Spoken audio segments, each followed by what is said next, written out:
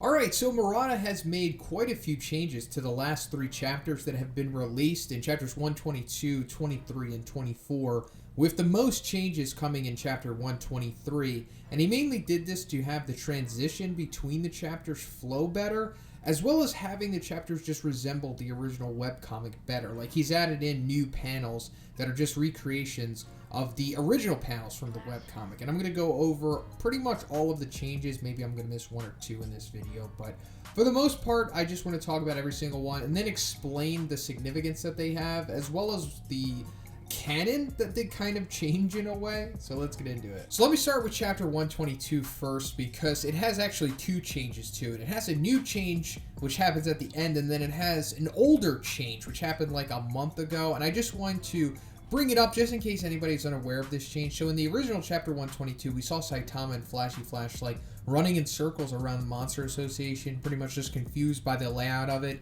And then we had some comical interaction through that, and then it led into the big expositional dump that we got on the history of the S-Class and the formation of everything.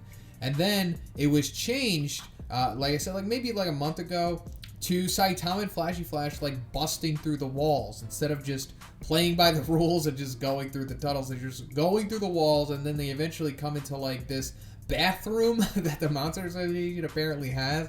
And you see like a monster like sitting on the toilet reading the newspaper. And Saitama's like, "You there, take us to your boss after you're done pooping." And then Flashy Flash says, "I'll only wait 30 seconds. So that was funny. You know, adding just some levity to the chapter, I suppose. Maybe it didn't originally have enough and just one wanted to supplement it with some. But also the new change at the end of chapter 22 is basically like they just removed the final panel of Gums like overcoming Pig God and him on the ground like struggling, and they just change it to like a black panel, and they just add the original text to that, because that's how the original webcomic plays out. And it also allows it to transition into 123, picking up with Gums like having Pig God in his mouth. Now, another thing that unfortunately changes is the removal of Pig God's abilities exposition from the beginning of chapter 123, which is odd because it was like pretty important, and it was the most depth that Pig God has ever gotten in the series by far. Now, does this mean that it's going to be removed forever? I don't think so. Maybe Murata decided, and one possibly, that they want to add it in at a different point in the series, like maybe in a future upcoming chapter, maybe when the battle between Pig God and Gums continues, or just when we get more Pig God, or maybe they're going to like shoehorn it into an old chapter, possibly. Murata hasn't said anything about that as far as I know, but thankfully I do have all of that exposition and info on Pig God saved, so I can make a video about that in case anyone was curious or just wasn't able to read it in time, because it is important. And I suppose they removed it because maybe they just felt it didn't fit in with the chapter, like it was kind of just out of place, because it does just start off with them explaining Pig God's abilities, and then it goes into the S-Class getting beat down and their struggles and everything, and then it doesn't really focus on Pig God after that. But anyway, the next panel that's added to chapter 123 is what I was talking about earlier with the original webcomic panels just getting re-added and updated for the manga, and this is one of them. So we see Saitama, and he's basically just getting narrated, because it says, "In reality, it wasn't the first time that humanity had made contact with a threat of this scale," referring to the Monster Association, and then it being the first time that it had made contact with a threat like this, referring to like either Boris's invasion or just all of the really powerful dragon level monsters that Saitama had fought in the past. And then it further says like, "But as long as he remained indifferent about narrating his combat service, nobody would have any way of knowing." So it's basically talking like Saitama has saved the world from like super powerful monsters that are comparable to the power of like the cadres and whatnot, but obviously he doesn't go around boasting and bragging about what he's done and what he's accomplished, so no one would really ever know like that they have been in danger with like a Monster Association level threat before. And the panel of Saitama is like him tapping his foot impatiently, still waiting for the monster to like finish up in the bathroom. Pretty funny continuing that sequence. But then we get more of the, you know, revised webcomic panels when we see Sitch, and it shows him when he's like, yeah, he has confidence in the S-Class strike team taking down the Monster Association, mainly because Tatsumaki is participating. But then we get like one of the most interesting additions to this chapter, and just in the series, pretty much in my opinion, because we see that in this panel, it's the ancient king getting destroyed, because it says like she is a being that nothing in the world could hope to defeat in a frontal attack, rather than the S-Class Rank 1 Blast, who does not carelessly stand on center stage. She is treated as the association's final weapon. So yeah, we're getting some Blast name drop there, which is always fun, but it's like letting us know that Blast doesn't really do anything. And then if anybody really wants to have a shot of realistically taking down stuff, it's going to be Tatsumaki. So she's kind of like the interim Rank 1 hero, is more or less what they're trying to say here. But anyway, let's go back to the Ancient King.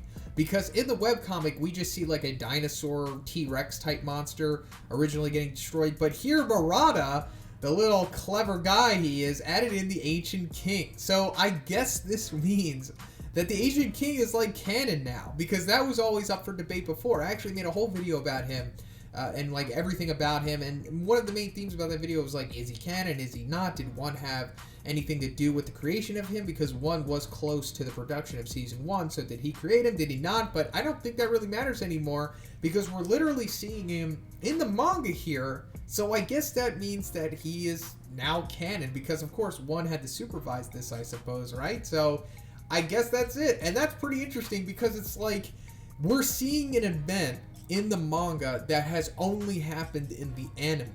So like that's weird. I don't like, not too many series do stuff like that, so I think that's pretty fun. But anyway, we got new panels here and there of like Tatsumaki figuring out where Gyoro Gyoro's human form is, and her like pointing her finger guns at the ground and like pulling them out, like come join the party. And then there's new like panels of like her eyes being like all creepy and dark, as well as like Gyoro Gyoro's eyes being the same way. But before I go any further, let's just talk about the gigantic new panel that we're getting, and it's that these monster things that Gyoro Gyoro has in like these gigantic tanks. This kind of reminds me of like the high-end Nomus from My Hero. But anyway, she says that like not even the monsters know where the real me is located. This is a good plan. I can prepare a new puppet. So I'm sure a lot of people when they first saw this thought like, oh my god, this is the new Orochi, because I thought that at first before I saw the translated text. I was like, oh my god, does this mean there's going to be like a new Orochi, or is this like some kind of thing for Orochi to transfer into? But given that she says she can prepare a new puppet, I suppose that these monsters that we're seeing in these tanks are just like the replacements for like the Gyoro Gyoro puppet. You know, like the thing that we saw before the Tatsumaki ripped apart. Basically, Gyoro Gyoro's identity before we found out that it was this sumptuous lady with the glasses. But are we going to see these things come out of these tanks and fight? Maybe, maybe not. I mean, this is kind of like a Chekhov's gun scenario, but at the same time, I don't feel like it really has to come to fruition, nor will it. Because, like, I don't know, like, what can they really do? Because if they're just Esper puppets, it's like they're really going to pose no more of a threat than the original Gyoro Gyoro did. Now, maybe they just come out and it's just another thing for Tatsumaki to, like, rip apart, to, like, I don't know, buy her more time or something. That could be the case here, but I don't really think they're going to pose any kind of threat or do any kind of damage or anything like that. Now, let me throw a crazy theory out there that has no bearings to it, but maybe Orochi will have something to do with these guys. Like maybe Orochi, if he is still alive, which chances are that he's not, I don't want to get anybody's hopes up, but maybe he somehow uses these guys and like morphs with them or something and then comes back using that. I don't know. It's, you know, it happens in battle manga and stuff. That's something that happens, and maybe it can happen in here. No, Orochi hasn't shown any abilities to do that so far, but I'm just putting it out there that, you know, maybe there's some kind of purpose for these guys other than just getting trashed by Tatsumaki in the next chapter. And also, Murata decided to, like, randomly and quietly increase the bust size of Gyoro Gyoro, but not even that dramatically. It's just like, I don't know, like half an inch more. I don't know why he did this. It's so subtle that I'm surprised anybody really picked up on it.